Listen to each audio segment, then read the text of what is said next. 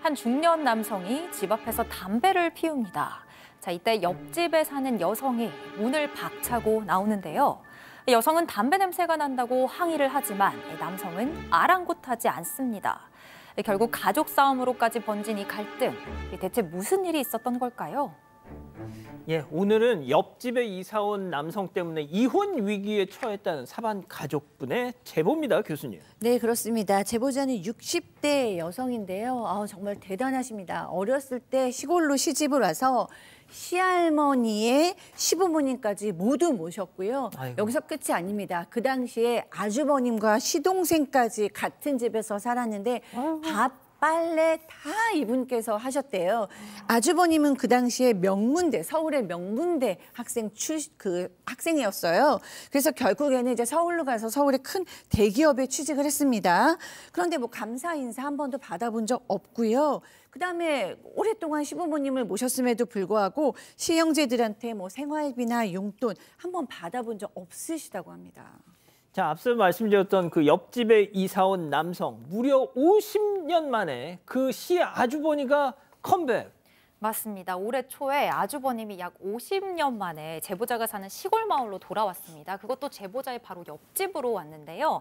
대기업에서 정년퇴직을 한 다음에 자영업을 하다가 폐업을 하게 됐고 그 뒤로 이혼까지 하고 귀농을 하겠다면서 돌아왔던 겁니다. 그런데 큰 문제가 있었어요. 평생 집안일에 손 하나 까딱하지 않았던 이 아주버님, 혼자서는 식사 한 끼도 차려 먹을 줄을 몰랐던 건데요. 결국 제보자가 60대의 나이에 아주버님의 삼시세끼 밥상까지 차려줬습니다. 자, 그뿐만이 아니고요. 이 아주버님 세탁기 사용법도 몰라서 일주일에 한 번씩 캐리어에 그 밀린 빨랫감을 다 담아서 제보자를 찾아왔다고 합니다. 재수 씨 이것 좀 빨아줘요. 그렇게 이런 찾아오면 거? 제보자가 그걸 깨끗하게 빨아서 또 다시 돌려줬다고 해요. 야, 자, 이혼을 한 뒤에 낙향을 해서 지금 이렇게 했다는 겁니다. 자, 그런데 이 시아주버니의 진짜 문제는 따로 있었습니다. 이 목소리 노출을 걱정하신 이 제보자 대신 따님이 얘기를 해주셨는데요. 들어보시죠. 저는 저희 어머니가 연기를 불을 좀 꺼달라고 하면 내가 서울에서 내가 담배도 못 피고 내가 이런 거 불태우고 싶어 내려온 건데 이걸 왜 내한테 하지 못하게 하느냐 하면서 막 욕도 하시고 화도 내시고 막 그러셨대요. 아니 시골로 온 게 저 담배 피려고 그런 거야? 아이고. 보통 좋은 공기를 아 맞아. 담배가 아니라 좋은 공기를 맡으려고 시골로 가지 않나요? 예. 근데 본인은 그냥 뭐 집 마당 저 옆에 이제 그 제수실의 문 앞 이런 마구 담배를 피우고 문제는 거기서 그치지 않는다고 합니다.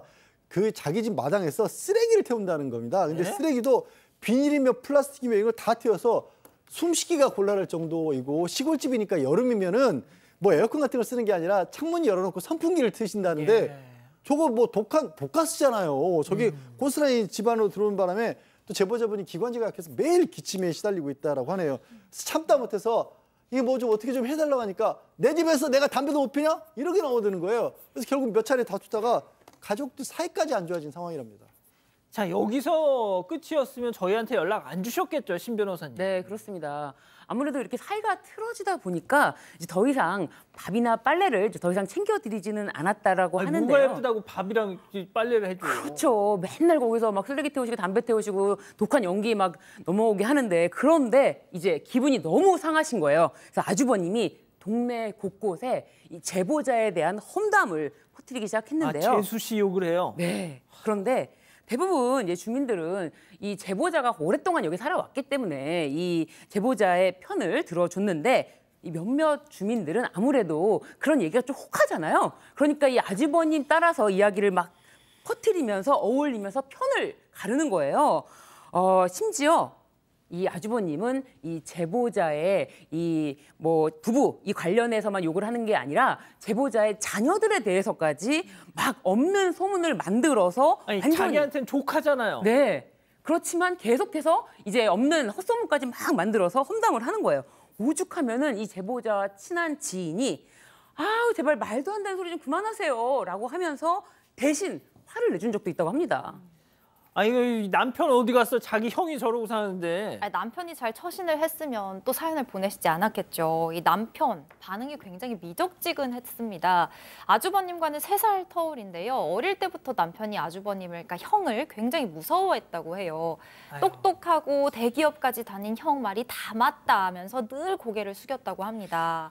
자, 이런 남편, 오히려 아내인 제보자에게 그냥 당신이 좀 참으면 안 되나 이렇게 타일르기만 했고 그 이후로도 방관하면서 침묵으로 일관했습니다.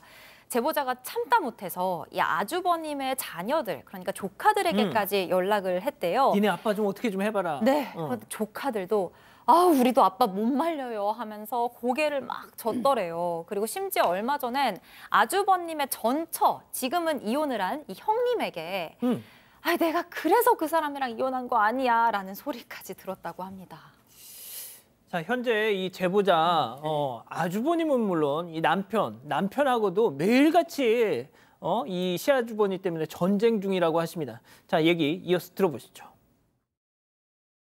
저희 어머니가 이제 막 거의 화병 수준으로 난 거예요. 농사 짓고 오랫동안 하시는 분인데 남한테 신세 전혀 못 하시고 그냥 내가 손해보는 이번 명절 때 이제 어머니가 터져가지고 이제 부부싸움을 크게 하신 거예요. 당신은 나를 지키지 못하고 이제 뭐지 이렇게 이런 판단 된다 막 이런 거에 화가 나셔서 이제 모두 다 이제 참아라 하는데 어머니가 너무 이제 화나고 화병할 것 같다. 아유, 지금 동생네 부부까지 지금 이혼하게 생겼어요. 맞습니다. 지금 아주버님이 보통 해도 너무했다라는 생각이 얘기 들으면 들을수록 드는데요. 이 제보자가 계속 참아왔던 것이 무엇이냐면은 사실 그동안 시골에서 농사를 짓기 때문에 매년 이 농작물을 좀 박스채로 이렇게 아주버님께 보냈고 사실 김장철에는요. 그 어려운 김장김치까지 전부 직접 담가서 택배를 보냈다고 합니다. 그런데 아주버님은 이런 거 받고도 단 한 번도 재료값은커녕 고맙다 이런 말조차도 하지 않은 거예요. 뭐 당연한 거 아니야. 시골에서 뭐 김장 뭐 당연히 담는 거지. 야, 그러니까 얼마나 서운합니까?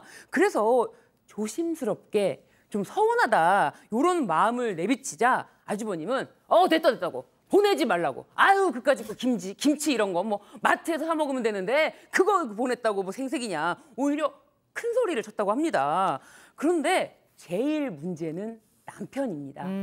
남편은 예나 지금이나 한결같이 이 아내에게만 좀 양보를 요구하는데 심지어 최근에도 아니 내가 이 나이에 형이랑 척을 져야 되겠냐면서 그냥 제발 한 발씩 양보하자라고 하면서 아내에게만 사실상 양보를 요구하는 거죠. 형한테 무슨 양보를 요구했습니까? 그죠? 아유 그냥 형이 나한테 뭐라고 하지 말으면 좋겠다. 이런 마음으로 지금 사는 거 아닙니까? 아니 신 변호사님 왜 이렇게 감정이입을 하세요? 막 이게 무슨 약간 또 좀 유사한 무슨 상황이 있나 싶을 정도로. 네. 자, 양 변호사님, 어떻게 살아? 그래서 저거는 그냥 단순하게 화가 나는 정도가 아니라 명백하게 불법을 저지르고 있어요, 사실. 어떤요? 저 마당에서 쓰레기 태우는 거 폐기물관리법 위반입니다. 아유, 잘 됐네. 생활 쓰레기 저렇게 태우면 50만 원 이하 과태료 매번 매겨질 수가 있는 거고요. 그리고 민사상으로도 이웃지간에 이제 상린관계라고 법률용어로 부르는데 상린관계 위반입니다. 이거 민사소송으로 금지 처분 청구를 할 수 있는 경우에 해당을 하고 게다가 아까 저는 정말 이해할 수 없는 게 지금 헛소문까지 퍼뜨린다는 거 아니에요. 이거는 뭐 사건 반장 자주 보시면 아시겠지만 명백하게 명예훼손에 해당하는 겁니다.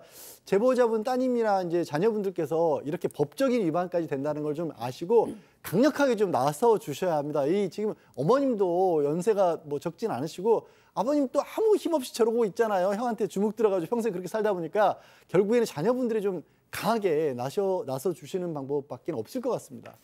교수님. 이 남편분 말이에요. 이 제보자 남편. 이 나이에 형님하고 척을 지냐. 뭐 못할 건 또 뭐 있어 또? 그럼요. 지금 이렇게 어머니께서 화가 나신 건 정말 타당하고 지당합니다. 바로 이 사건이 대한민국에만 있다는 그 화병 사건이에요. 이 화병이 왜 생기느냐? 참아서 생기는 거거든요. 시할머니의 시부모님까지 다 모셨는데 아주버님까지 지금 시부모님처럼 다시 돌아와서 모시라고 하고 있는 상황이잖아요. 너무 훌륭한 인생을 사셨지만 이제부터는 70대신데 본인의 건강과 행복을 위해서 사시는 게 타당하고요. 남편께서 이렇게 침묵으로 일반하시면 아내의 화병은 처리가 될 수가 없고 이게 몸병으로도 옵니다. 자식들까지 나서셔서 아버지가 설득되셔야 될 것 같고요. 아주버니와의 경계는 지금처럼 확실히 하시는 게 맞습니다. 그러니까요.